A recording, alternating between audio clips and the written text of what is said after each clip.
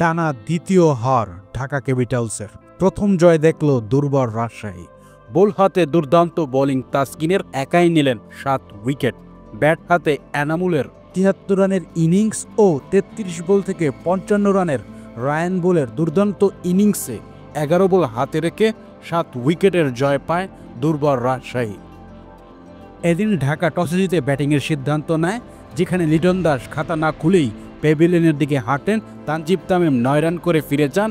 এছাড়া শাহাদাত হোসেন দীপুর ৫০ ও স্টিফেন স্কাঞ্জির ২৯ বল থেকে ৪৬ রানে ঢাকা পৌঁছায় ১৭৪ রান ৯ উইকেটে, যেখানে ৭টা উইকেটই নিয়েছিল তাসকিন মাত্র ১৯ রান দিয়ে।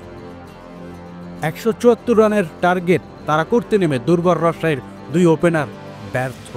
জিসান আলম ০ রানে ফিরে যান, হারিস ১২ রানে ফিরে যায়। তারপর এনামুল হক বিজয় ও ইয়াসির আলীর জুটি, যেখানে ইয়াসির আলী ২২ রান করে ফিরে গেলেও এনামুল হক বিজয় ৪৬ বল থেকে ৭৩ রান নিয়েছে।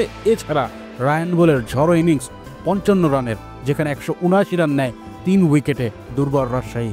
এরই সাথে ১১ বল হাতে রেখে প্রথম জয় দেখল দুর্বার রাজশাহী ৭ উইকেটে।